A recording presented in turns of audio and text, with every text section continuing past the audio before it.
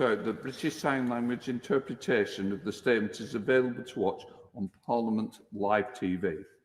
I now call the Secretary of State, Matt Hancock, to make a statement. Secretary of State. Thank you very much, Mr. Speaker. And with permission, I'd like to make a statement on coronavirus. The virus remains a perilous threat. Yesterday, Europe recorded its 7 millionth coronavirus case. Deaths in Germany and Italy have doubled in 7 days. And here, today's ONS statistics show that weekly deaths linked to coronavirus have risen to their highest level since the start of July. Cases among the over 60s continue to rise. And as Deputy Chief Medical Officer Jonathan Van Tam made clear earlier, it is the penetration of coronavirus into older age groups which gives the NHS the greatest cause for concern. So we must act where the virus is spreading. In the parts of the country where it's spreading the fastest, it is our somber duty to take action necessary to protect people's lives and protect the NHS. Mr. Speaker, coronavirus is not a short-term problem that can easily be fixed. It requires difficult decisions in these difficult times. Our goal is to get life back to as normal as possible, support the NHS, keep children at school, and shelter the economy as much as possible, and do this by suppressing the virus until a vaccine is available. It's been clear for some days now that further action is needed across parts of England. Last Monday, we were able to reach an agreement with the leadership of Liverpool City Region across party lines to take the action that's needed, with a package of financial support and cooperation. Yesterday, I announced to the House a similar agreement reached in Lancashire. In Lancashire, Liverpool, and across the country, we continue to work closely with local leadership. Mr. Speaker, in Greater Manchester, there have been more coronavirus infections already in October than in July, August, and September combined. The average daily hospital admissions in Greater Manchester are now higher than they were on the 26th of March. And there are now more COVID-19 patients in Greater Manchester hospitals than in the whole of the Southwest and Southeast combined.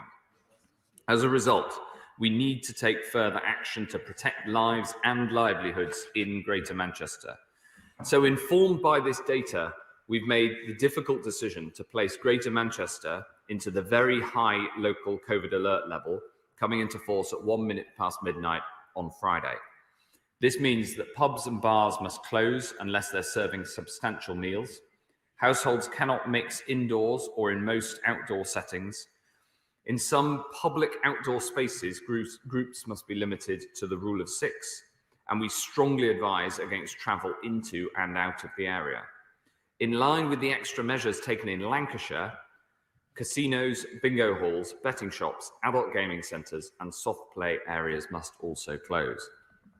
Now, I know that these restrictions are tough, and so we're putting in place a comprehensive package of support.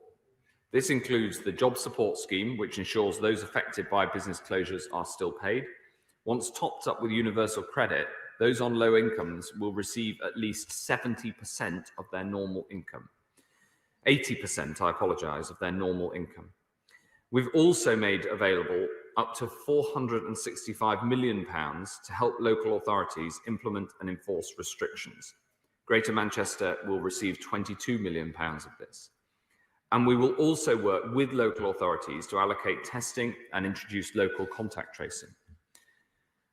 Over the last 10 days, we've sought to reach an agreement with local leaders. And unfortunately, we were not able to reach an agreement in Greater Manchester as we have previously in Lancashire and the Liverpool City region. As well as the support that I've outlined, we've made a generous and extensive offer to support Manchester's businesses. This offer was proportionate to the support that we've given the Liverpool City region and Lancashire, but regrettably, the Mayor rejected it. Of course, we do not want businesses in Greater Manchester to be disadvantaged, so that offer remains on the table. Our door is open to further discussions with local leaders in the coming days about business support.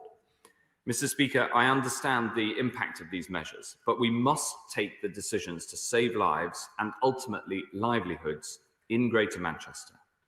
And to everyone in Greater Manchester, I say this: Throughout these difficult times for your great city, we will be by your side.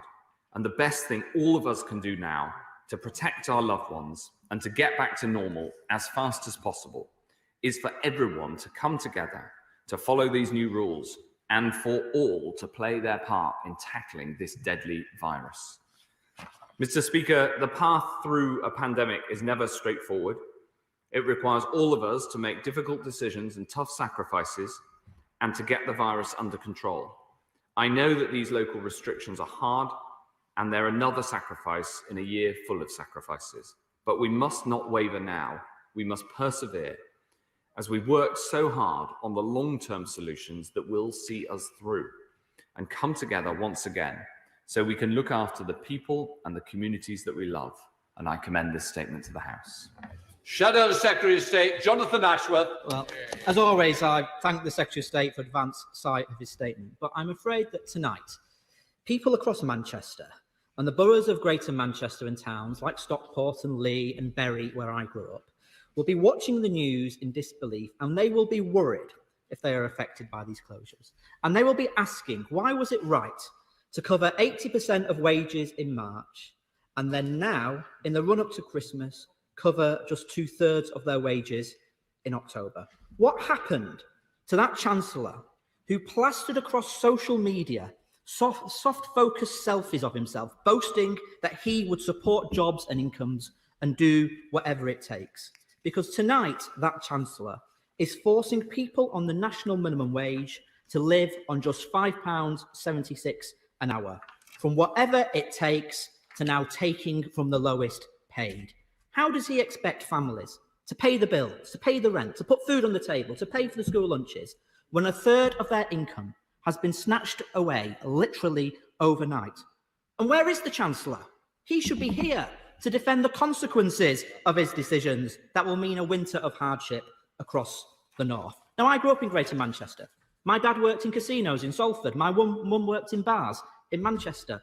I know that across Manchester, people will want to do the right thing, but they won't be able to if 1/3 of their income is stripped away. Now, the leaders of Greater Manchester were prepared to compromise. They offered to settle for 65 million to support jobs and livelihoods. The government insisted on 60 million. But rather than finding the £5 million extra, the Prime Minister pulled the plug on negotiations and then this afternoon took 38 million off the table. What a petty, vindictive, callous response in a national crisis, Mr. Speaker.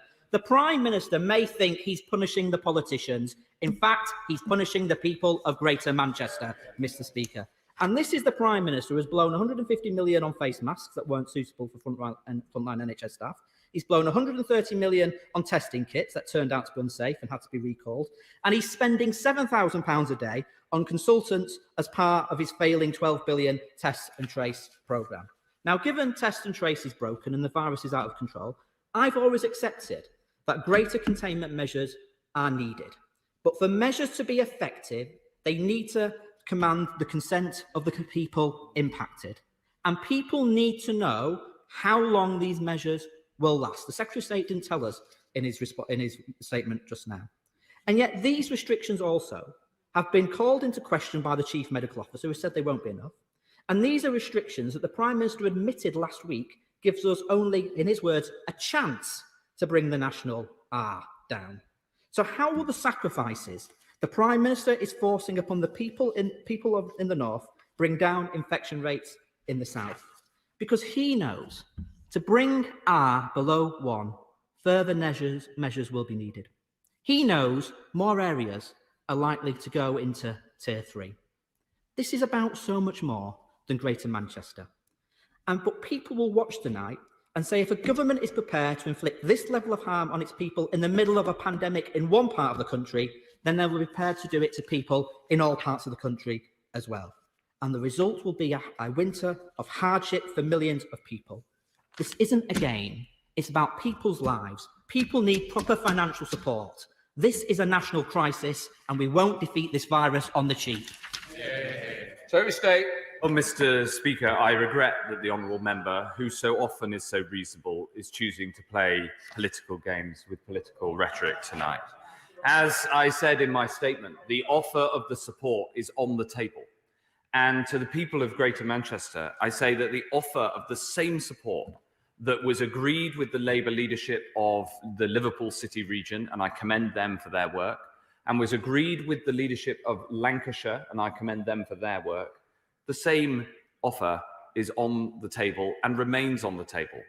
And I look forward in the coming days to working with the local councils right across Greater Manchester, and of course the Mayor, if he's willing to come back to the table, to make sure that we have that package of support for businesses in place. But crucially, it is incumbent on us all to send the same public health messages to our constituents wherever we represent around the country, but in particular in the areas where cases are rising, as in Greater Manchester, to make sure that we are clear about the part everybody needs to play to keep this virus under control. And it is that sort of public health messaging, rather than political games, that I think the public is looking for in these difficult times. Back to the House, Sir Peter Bottomley. Mr. Speaker, I think it's fair to say the opposition leader has been moderate. He hasn't repeated his party leader's call for a national lockdown, and people in the areas where the virus has not jumped up very high will be grateful for that. My father's family came from Greater Manchester. Were they there now, I think they'd ask that the Mayor should actually make an agreement with the government, because public health and public health go together. And if it is a proportionate offer, we haven't heard the reason why it's inadequate in one place. If we want to have employment in the future, we need to have employers, and getting help to those who need to keep their businesses going, struggling to keep their businesses going, that help is going to be needed. Can I just make one point to my right honourable friend? Down in Worthing, we're not getting our test results back all the time very fast. It's important we do. So if, for example, a child may have symptoms, a father or mother may not be able to go to work as a teacher, and you end up by penalising all the children in a class. And I hope my right honourable friend will be able to say what's happening. Well, I strongly agree with my honourable friend, who puts it very clearly that the people of Greater Manchester would expect their local leaders to come to the table, and that offer remains there. It remains there for the support for local businesses, alongside the support for strengthening test and trace and strengthening enforcement in Greater Manchester. And I would urge all of the leaders of the 9 boroughs of Greater Manchester to pick up the phone and to work with us to make sure that we can deliver this. And of course, that offer remains open for the Mayor if he wants to return to the table. On the point about the testing in Worthing, I will absolutely look into whether there was a specific problem.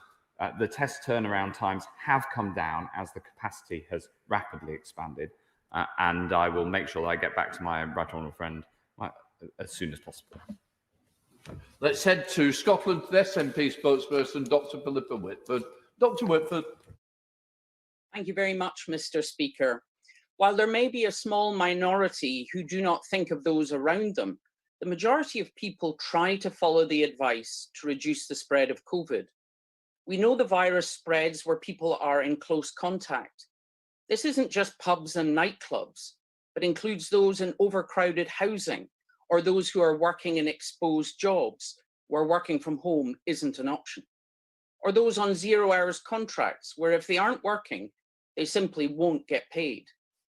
Does the Secretary of State not think it's a bit inappropriate for politicians with well-paid and secure jobs to suggest that rising COVID cases in certain areas are just due to some form of misbehaviour requiring tougher penalties?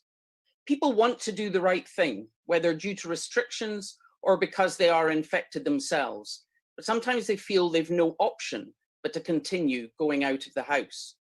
While in general surveys, the vast majority of people say they would isolate if they caught COVID, a study from King's College London shows that less than 20% of those who actually develop symptoms go on to isolate. This was associated with financial hardship, social deprivation, having dependent children, and working in key jobs which can't be carried out from home. Why is the Chancellor not continuing the full furlough scheme when we are heading into a second wave and the hardest winter the NHS will ever have faced. There are still millions of people who've not received any support since March. Does the Secretary of State not recognise that for those on low wages and in insecure work, the choice between staying at home or feeding their family just doesn't feel like a choice at all? Mr. Speaker, I agree with the Honourable Lady that the majority of people try to follow the advice, and the vast majority of people want to do the right thing. And we introduced the £500 payment for those on low incomes precisely to support people to do that. We introduced it right across the UK, working with the Scottish Government. And there are signs that the uptake of that has allowed people to complete isolation when they need to in order to keep others safe. Yeah. Thank you, Mr. Speaker. My right honourable friend and his department has engaged with me and my Tees Valley colleagues a number of times in recent weeks, and I thank him for that. He is well aware of my deep reservations about further restrictions on my constituents' lives, liberties and livelihoods, particularly due to the mental health impact that these restrictions present. Can he confirm that while discussions are ongoing, there are no current plans to move Redcar and Cleveland into Tier 3 restrictions? And will he also commit to working with me, Redcar and Cleveland Council, my Tees Valley colleagues and the Tees Valley Mayor Ben Houchin on any future changes we make? Yes, we've been working very closely with the Tees Valley, and the need for the level 2 restrictions there was not something that we put into place lightly, but we followed the data, and we will continue to follow the data and take the action that's needed, but only the action that's needed, and engage absolutely with my honourable friend, the Mayor of the Tees Valley, who is rising above party politics to do the right thing for the Tees Valley.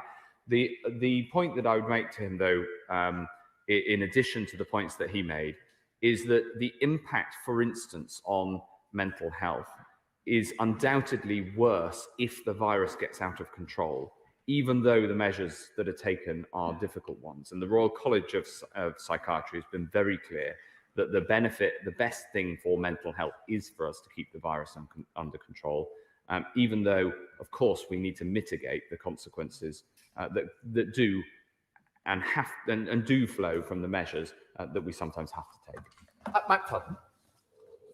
Today marks a low point in the handling of this situation, where instead of uniting people behind its approach, the government has imposed its decision, leaving a bitter taste. And there are other decisions still to come, and other regions who are watching what has happened today, including my own in the West Midlands.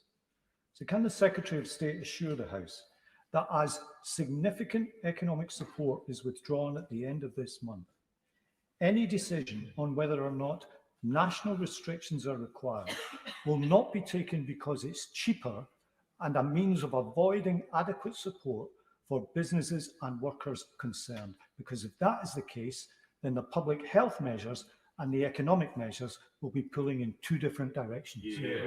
Yes, absolutely. And the extra support that we put into areas that go into Tier 3 is a reflection of the need to ensure that that support is there when action has to be taken for public health reasons in order to control the virus.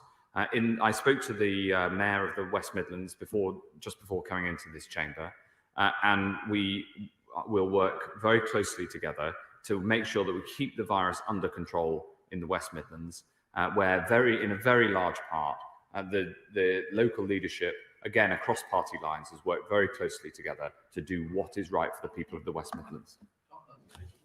Today, Jonathan Van Tam, in answer to a question, said that a national lockdown right now would be inappropriate for places such as East Anglia. Does my right honourable friend therefore disagree with the position of the Labour Party and Ipswich Labour that now is the time to close down the entire hospitality sector in somewhere like Ipswich with low levels of COVID, but which employs thousands of my constituents? Well, I don't think that we should. I do agree, of course, with what Professor Jonathan Van Tam said, and he is a very fine scientist and a brilliant man. And I think that I think that nobody is looking right now for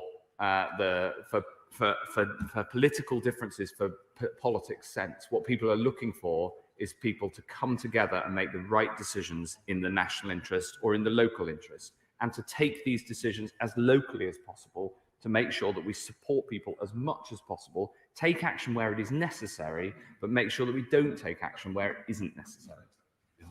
Liz Twist. Thank you, Mr. Speaker. The Prime Minister earlier said he was still talking to the North East.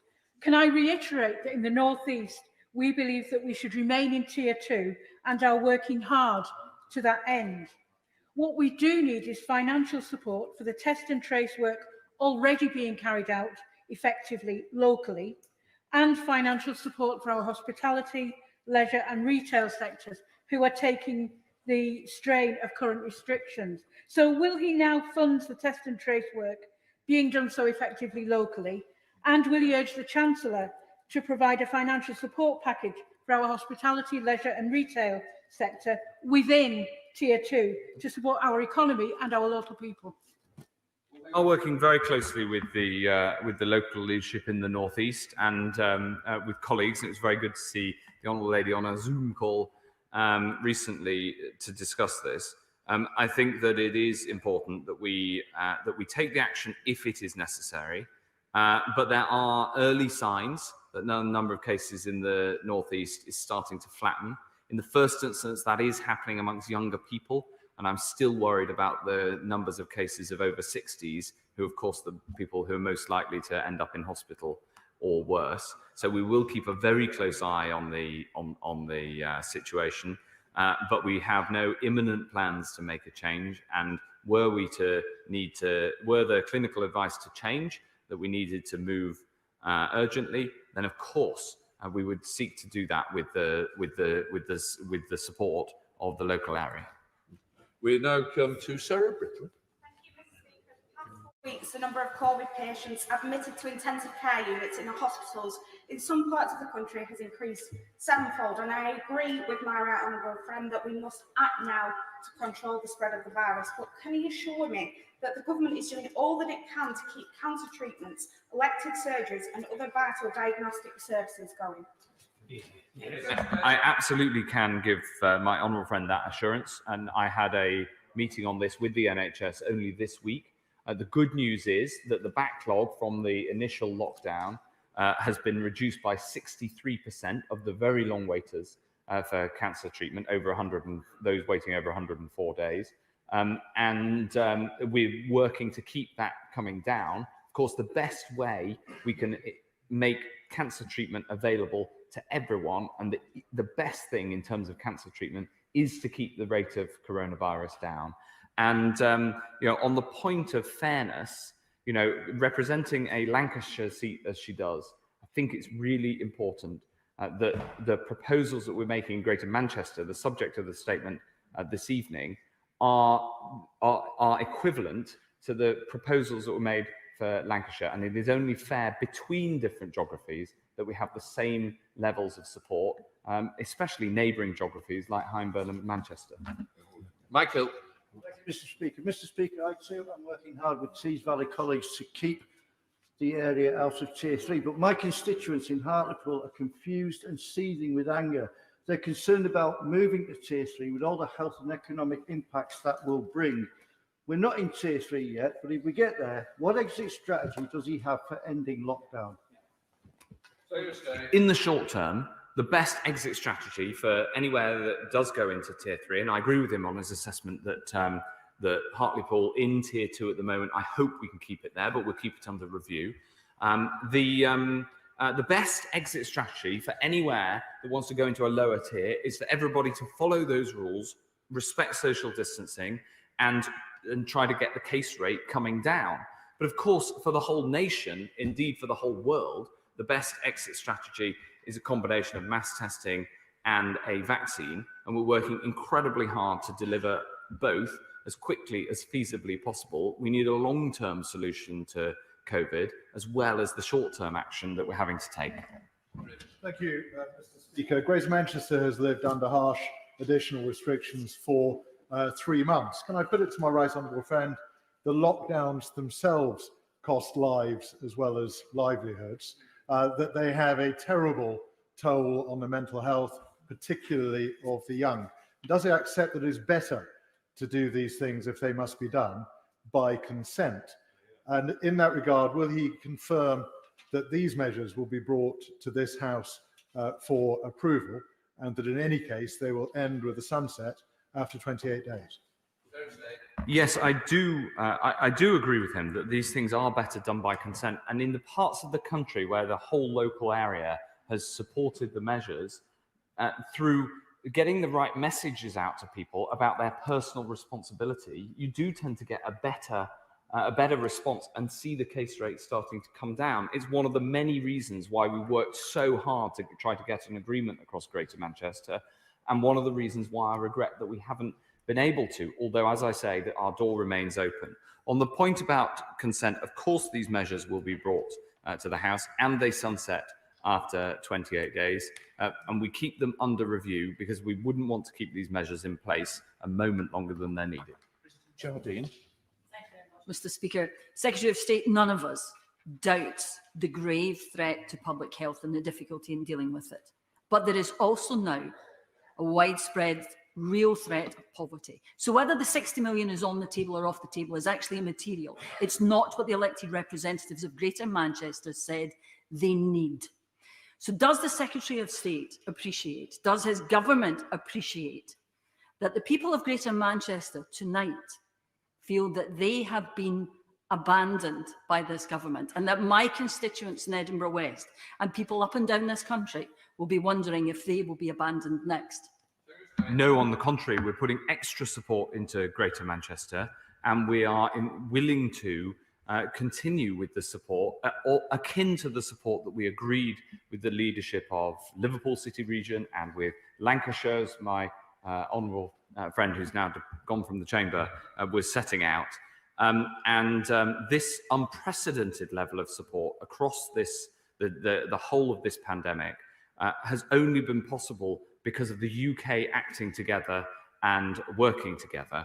I hope that we can continue to work with her and her party to make sure that we get through this as best we possibly can, suppressing the virus and supporting jobs in the NHS. John Redwood. More action is needed to help livelihoods and save incomes. So will the government share and, if necessary, develop its work with the commercial and public sectors over how air conditioning systems, ventilation systems, heating systems, air extraction systems can be adapted or improved so that more of those commercial and public buildings can be kept open for proper use? Yes, absolutely. I think it's an incredibly important strand of the work. It's being led by the business department, but I keep a close eye on it and, in fact, had an update on it this week, which I'd be very happy to discuss with my right honourable friend. Speaker, and I thank the Minister, the Secretary of State, for all that he's doing. There's many underlying conditions, health conditions. One of those is respiratory illnesses. I declare an interest, Mr. Speaker, as the chair of the APPG and respiratory health. And given that respiratory illnesses are one of the leading cause of deaths in the UK, and that includes COVID-19, of course, what reassurances can the Secretary of State offer me and those people who suffer from it, that referrals for severe asthma, COPD, and other respiratory illnesses will not be forgotten and will be maintained, and that and avoid further unnecessary deaths? Well, we work very hard on this point, and actually to answer both this question and a question from my right honourable friend from Trafford, which I didn't answer. Of course, we take into account the health impacts, the overall health impacts, both of COVID, direct COVID deaths, the impact of COVID on our hospitals, meaning that it's harder sometimes to treat other illnesses, although that is now much better than it was in the first wave, and the NHS is very much open, and also the impact of measures on other conditions. The best way through this from a health point of view, taking all these things into account, is undoubtedly to keep the virus down, but also to try to make sure that the NHS right across all 4 nations of the UK is open for all other conditions, and that if you are asked to go to hospital, then it is the safest place for you to go. Speaker, I understand talks are currently ongoing about South Yorkshire, which includes Rother Valley, going to stricter lockdown. But before any decision is made, will he agree to get agreement between councils and local MPs so that local views, concerns and support is agreed in advance, especially around mental health and local businesses? Yes, I'd be very happy to agree with my honourable friend. In fact, we were discussing this on Sunday morning on the challenges in South Yorkshire, where the cases are going up fast. Action does need to be taken, and talks are ongoing in a highly collegiate and constructive way.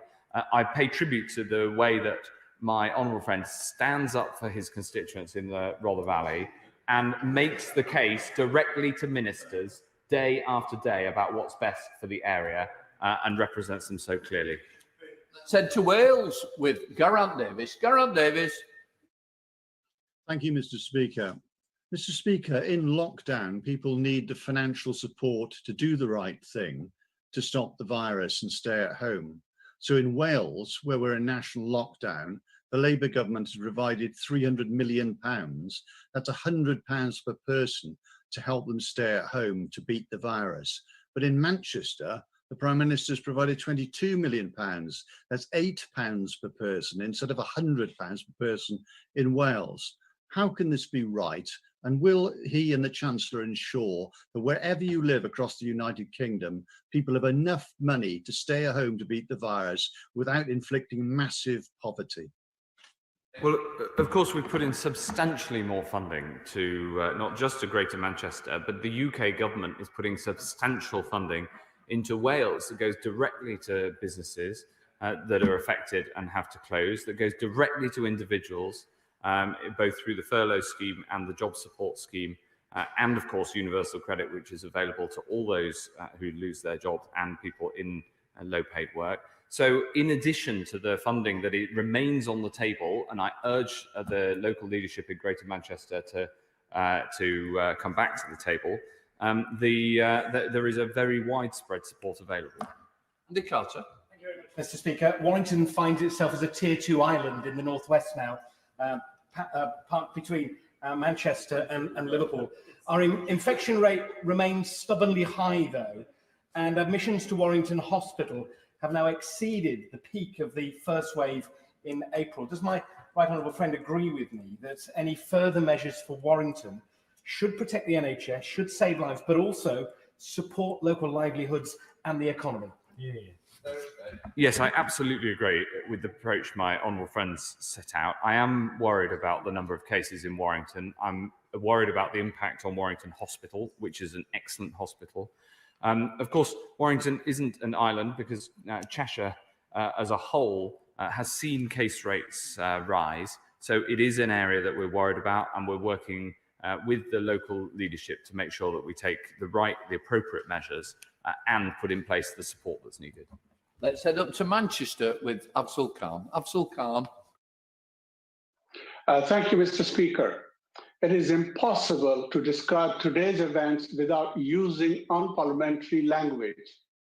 But out of deference to you, I will settle for a complete shambles.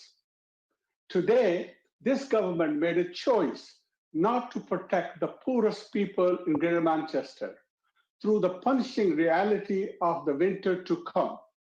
Does the Secretary of State really believe that we will get through this pandemic by subjecting communities to punishing financial negotiations? Does the government truly value pennies more than lives? The governments are playing poker with the people's jobs, their homes, and their lives. So can the Secretary of State tell me, is he proud to be a member of this government?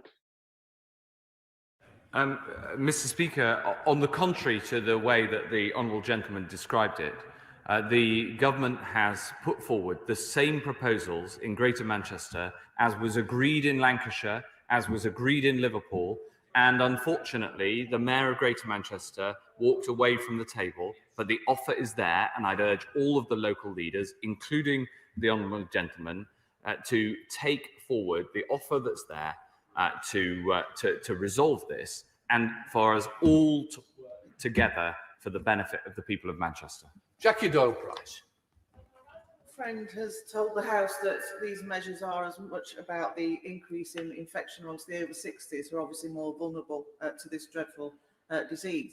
We're going to ask him what assessment he's made of whether that infection is being spread in the community as opposed to care settings, and if it is in the community, what messages we should be giving to the rest of the community to protect their loved ones, and how they should be making sure they do that. I think it's a duty on all of us to send messages to the communities who we serve that people need to take a personal responsibility to try to reduce the spread of this virus. Now, there have been some cases in care homes recently, but far fewer. And it seems that the actions that we've taken and the very hard work of the care home sector over the summer and the staff who work in care homes is reducing the transmission. But naturally, the staff who work in care homes, and most care homes, there are more staff than residents, they themselves, of course, live in the community. And so it is almost impossible to stop any infection getting into all care homes when the level of infection in the community rises.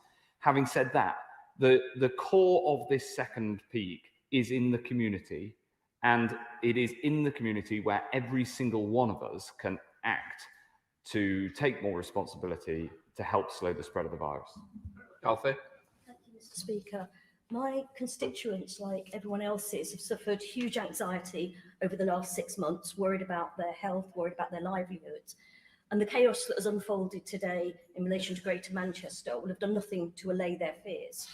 But they're also angry. They're angry about the money that has been squandered on the PPE purchases, on the consultants, on the failing test and trace system that my honourable friend, the Shadow Secretary of State, raised with the Minister. The Secretary of State didn't answer his questions then. Will he answer them now? Why is Manchester not entitled to the money that it needs to get by through this crisis when so much money is being wasted elsewhere? Well, the money that we are proposing and put on the table for Greater Manchester is exactly the same as the amount that was agreed with the leadership of Liverpool and of Lancashire, and is the support there to help people through what she's quite right to say are very difficult times. And so I hope that we can resolve this, but we needed to act after 10 days with the infections still going up. We needed to act, and it was our duty to act, even though we couldn't yet get the agreement of the local leaders, but I hope that that will come.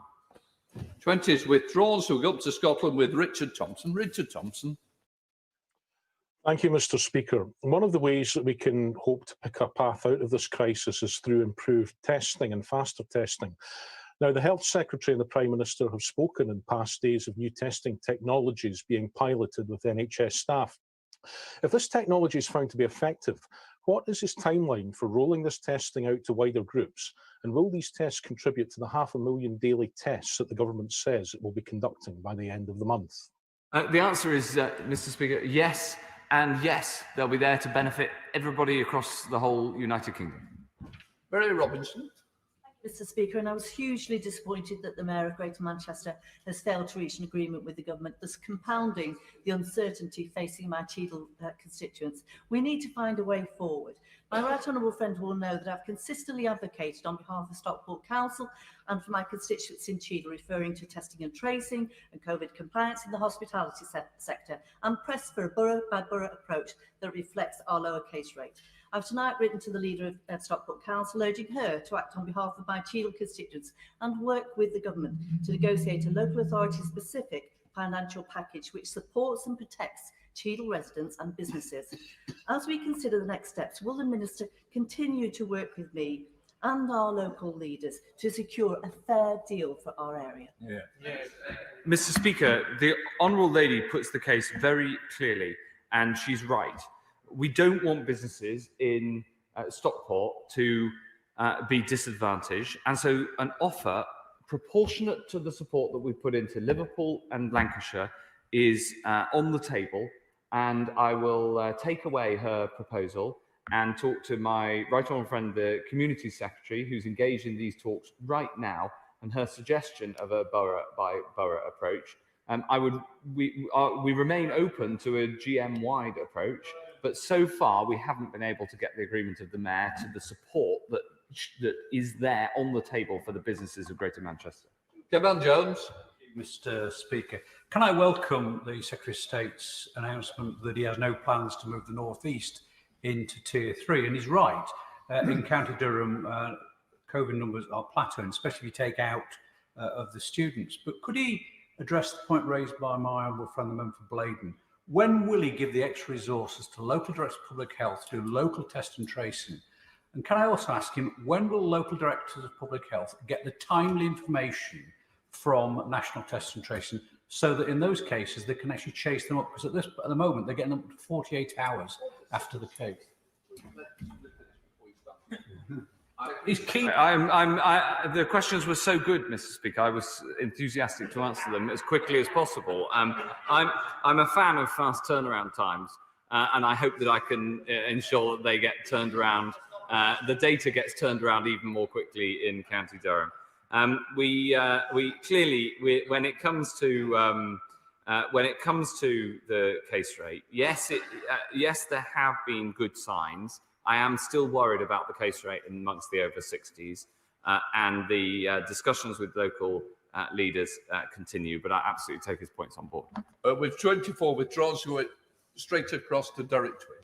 Thank you, Mr. Speaker. In view of the Secretary of State is in favour of fast turnaround times, can I ask him this?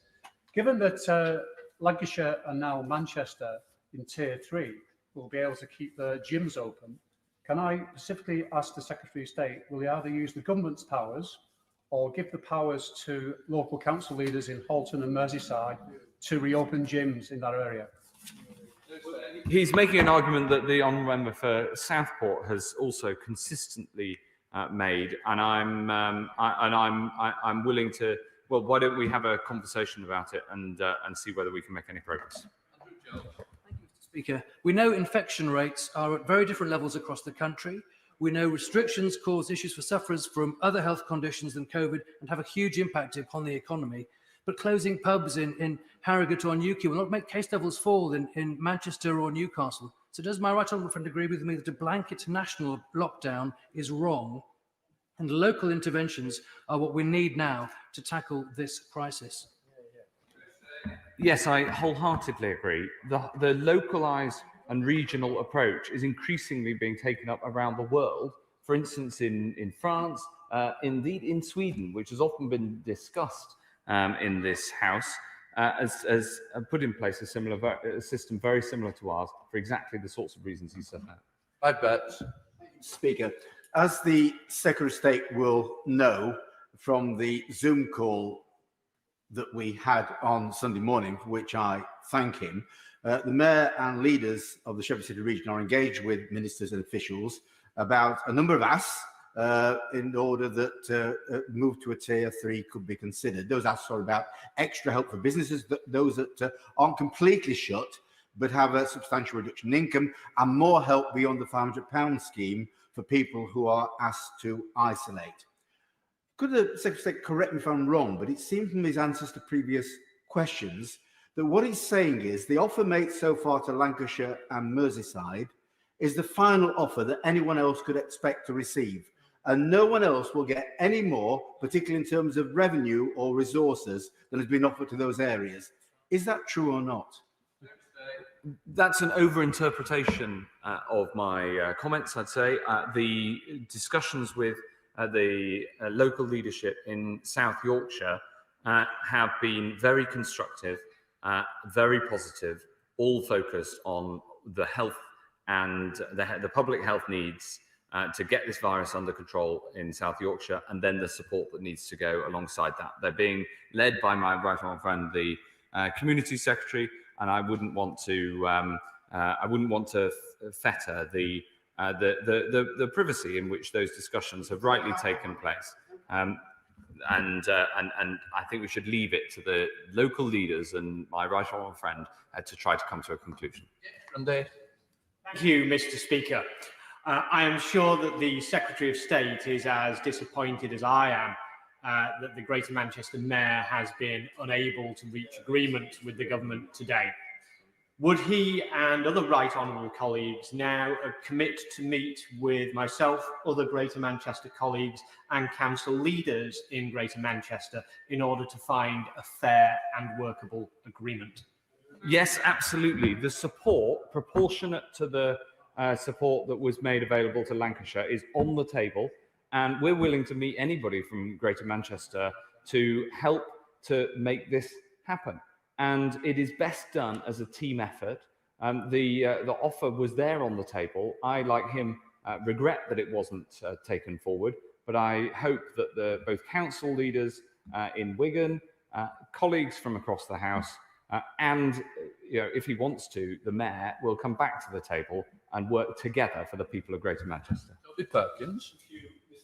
The Health Secretary's attempt to divide and rule the Mayor and the members of Parliament in Manchester is absolutely transparent. And it's shameful that some of those colleagues across the way who have been working collectively should collapse like they appear to be doing today. But doesn't it say everything about this government that they should believe £7,000 a day is an adequate amount to pay consultants to work on his failing track and trace programme, but that £8 per head is more than enough for people in Manchester and right across the North and Midlands to go into this Tier 3 after the Tier 2 programme hasn't worked? On the contrary, Mr. Speaker, we're working hard across party lines and trying to rise above that sort of political attack to work for the benefit and the public interest of everybody in this country. Randall. Thank you, Mr. Speaker. In Gedling, which does not have a large student population, there continues to be a worryingly high number of coronavirus cases, and it's concerning to hear that the general picture appears to be moving upwards on the population, particularly amongst the over 60s, where we know the risks are higher. Does my honourable friend agree with me that this demonstrates the importance of acting fast with targeted action that is available to help save lives? Yes, I strongly agree, and I praise my honourable friend's leadership in his local community in making this case. The number of cases in Nottingham and increasingly across Nottinghamshire are worrying. Nottinghamshire went into level 2 last week, and talks are ongoing about what more might be needed. And I praise the people of Nottinghamshire for what they're doing to try to slow the spread of this virus. It may be that more needs to be done. We will be driven entirely by the data and working closely with the local authorities. Thank you, Mr. Speaker. Secretary of State, Cheshire leaders, indeed the Warrington leader, has met with the department, written to the Prime Minister, asking for local resources for a local test, trace and isolate system, as well as a substantial financial package of £42 million to support our hospitality sector, which people have mirrored across the room. They've yet to have a reply. So, given the urgency of the situation, please do your utmost, make sure that reply goes to the leaders. Finally, as a Mancunian by birth, then I find the spitefulness from the Prime Minister disgraceful. Do the right thing by the people of Greater Manchester, Prime Minister. Well, the Prime Minister is seeking precisely to do that, and he, like me, he very much hopes that the local leadership in Greater Manchester will do their bit. When it comes to Cheshire and indeed Warrington, that we talked about earlier, I am worried about the cases, and I'll make sure that the engagement that he and his council seek happens as soon as possible. Sent to Cheshireman, Amersham with Dame Cheryl Gillan. Dame Cheryl. Mr. Speaker, can I commend the Secretary of State for his localised approach and the calm way in which he is dealing with some unwarranted attacks on both him and the Prime Minister. The Epilepsy Society is based in Chalfont St Peter in my constituency and provides specialist care to a number of vulnerable residents and has, according to one relative, worked wonders in keeping residents safe and secure. However, visits from relatives cannot take place as the incidences of COVID-19 grow, and the home is now locked down again. With 60-minute tests now available down the road at Heathrow Airport, could we not arrange for this type of testing for close relatives so they could visit their loved ones It would make all the difference in the world to my constituents and many others in long-term care. The answer is yes. We absolutely want to use this sort of testing as it becomes more widely available to do exactly the sort of thing that my right honourable friend sets out. Yes. Sent to Greater Manchester with Debbie Abrahams. Debbie Abrahams. Thank you, Mr. Speaker. Can I just say, Mr. Speaker, how shocked I am in terms of some of the responses of their Health Secretary. All Andy Burnham and the leaders of the Greater Manchester local authorities have been trying to do is to ensure that their constituents, our constituents, are not plunged into poverty, into homelessness and worse. That's all they've been trying to do. So to describe it as in the way it has is really upsetting. But Mr. Speaker, international evidence shows that key requirements for local lockdowns to work are firstly, that you have a competent test, trace and isolate system. Secondly, that businesses and workers are supported by a financial package equivalent to existing incomes. And finally, that national government supports local leaders. So, Mr. Speaker, the government has failed to deliver any of those. So are they following the evidence or not?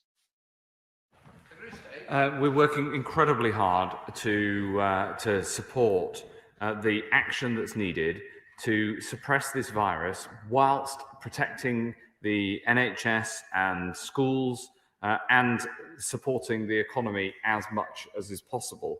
When it comes to the work in Greater Manchester, absolutely that is our goal. That is the work that we're doing, and I really hope that, given that this that the support proportionate to that support already agreed in Lancashire and Liverpool is on the table, I hope that local leaders will work with us. Desmond Swain. What estimate has he made of the number of excess deaths above the long-term average in each of the last few weeks? Well, we have thankfully seen that the number of excess deaths is around at the level of the long-term average. I want to keep it that way, and that's why we're taking the action that we are, so that this doesn't get out of hand like we saw in the first peak. Thank you, Mr. Speaker. There's a pattern here, isn't there? Whenever the government can't agree a deal, it's always somebody else's fault. In this case, Andy Burnham's fault for simply standing up for what Greater Manchester needs, not what we want, what we need. Now, maybe I'm also over-interpreting the Secretary of State's comments, but in his answer to my honourable friend from Sheffield South East, he suggested there might be different offers for different areas. Now, Greater Manchester is asking for a carefully costed package to meet our needs and our requirements. Why can't the government just give Greater Manchester what we need? Well, the offer that was made to Greater Manchester was proportionate to the support that we've already given to and agreed with the local leadership in Liverpool and in Lancashire. And I regret that the Mayor rejected it.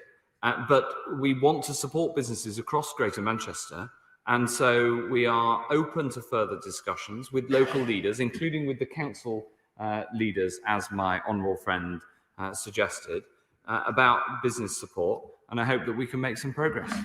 36 withdrawn, so we'll go up to Kingston upon Hull with Dame Dinah Johnson. Dinah. Thank you, Mr. Speaker. Andy Burnham has said that on COVID-19, we need to carry the people with us, not crush their spirit.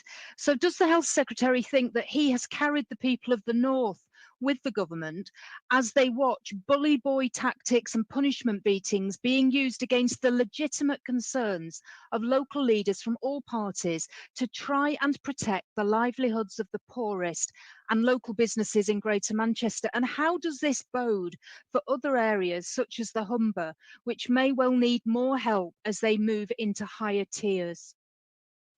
Areas like South Yorkshire, like West Yorkshire, like the North East, like Nottinghamshire, that we're already in discussions with. Those discussions right across the board are constructive, are positive, and are focused entirely on the well-being of the people locally. And I hope that we manage, I hope that in Hull, cases stay relatively low and we don't have to go into a higher tier. There are no plans to do so at the moment, and I urge the people of Hull to keep following the rules and keep coronavirus down in Hull. But what I would say is that in every other part of the country, we've had highly constructive talks that haven't involved this sort of party political point scoring, and I would urge that approach from everybody. Brown. Thank you, Mr. Speaker. In my constituency of South Cambridgeshire, the latest figures show an infection rate of just 54 per 100,000, about half the national average and 1/10 the rate in Liverpool. So I think it's absolutely right. The government isn't following a national lockdown, but is instead following the regional, local approach.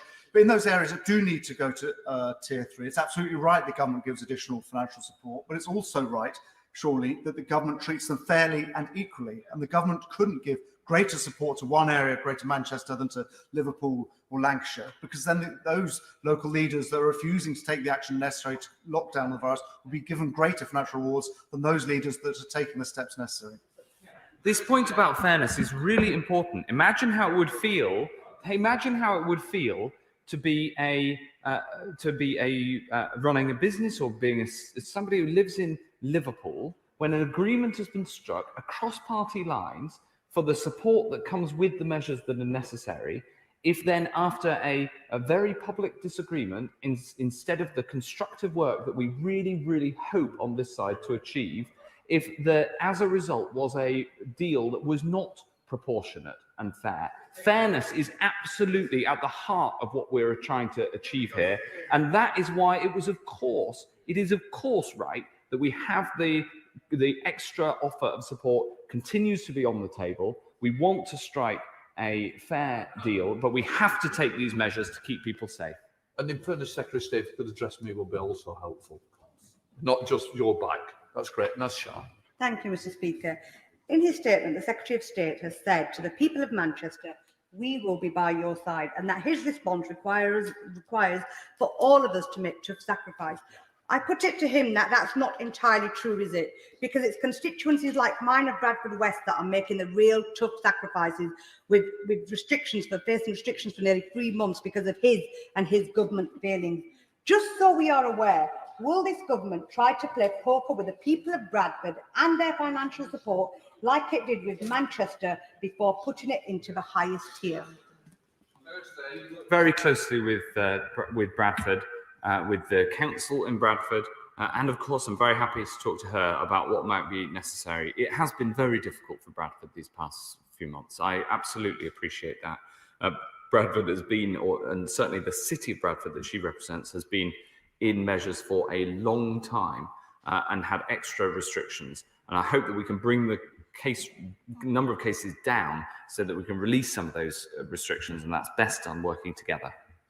Thank you, Mr. Speaker. I welcome the setting up of a second local national testing centre locally in Fenton Manor in my constituency. And I thank the City Council and health professionals for the work that they've been doing locally. Would my right honourable friend continue to support this excellent work and continue to grow the testing capacity? Yes, 100%. I think my honourable friend makes a very good point that the extra testing capacity that we're seeing across the country doesn't happen by magic. It happens by the hard work of his constituents and others who are playing their part in the testing regime, Mr. Speaker. Let's head up to Manchester with Barbara Keeley. Barbara Keeley. Thank you, Mr. Speaker. Well, the Secretary of State talks about fairness, but we've today found out that Greater Manchester is effectively getting a third of the level of financial support that the government gave to Lancashire. And I say to the Secretary of State, it's a failure that his government cannot negotiate a decent package of support with our Greater Manchester Mayor. Now, Andy Burnham has argued for that decent financial support for people who work in businesses that are going to be closed down by government restrictions and for resources for locally led test and trace. He was right to do that. I urge the Secretary of State to think again. This is too important a time in this pandemic to fail to work with the devolved local government system that his government created.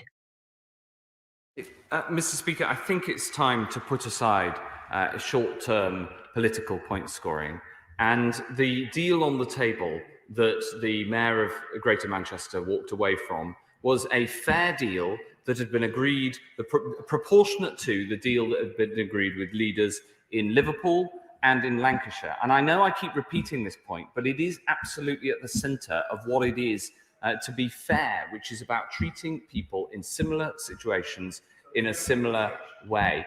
And I think that the British people understand that, and hence we enter into these local discussions in good faith, and everywhere else they've been engaged in good faith.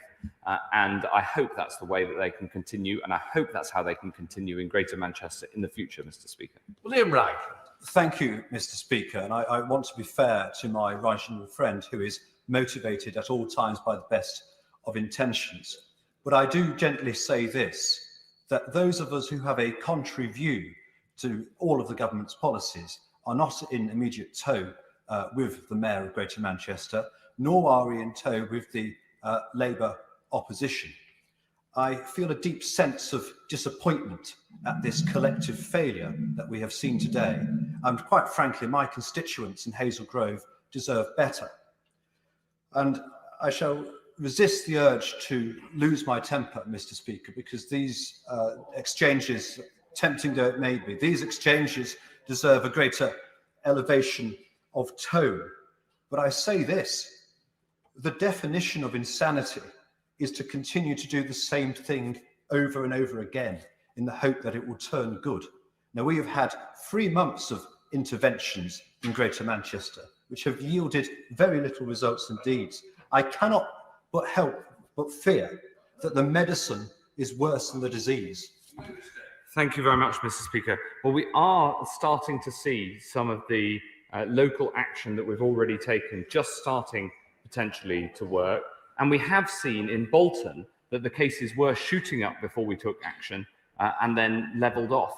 So there is evidence of this approach working.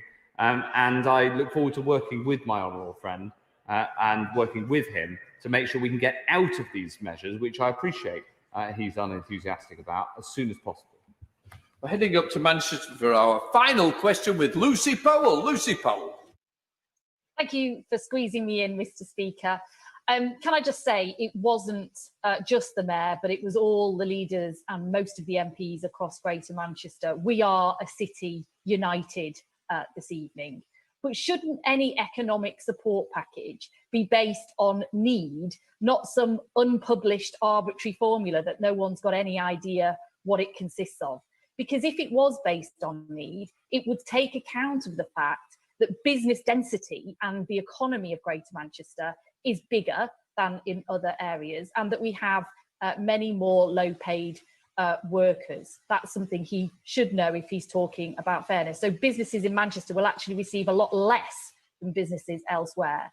And can I tell him tonight that his government has really misjudged the mood up here, and any less than is needed coming immediately to Greater Manchester for these new restrictions would rightly be seen as spiteful and political and nothing whatsoever to do with public health. Well, I think it benefits all of us to rise above the politics and try to work together. And as I say, the offer that was made remains on the table, and I look forward to working with the honourable lady, who I know works with the best, as my old friend said over here, works with the best of intentions. And I hope that we can work together to try to tackle this dreadful disease. Right, for those who wish to leave the chamber, please do so before I start putting the next motions. Okay, folks. Sure.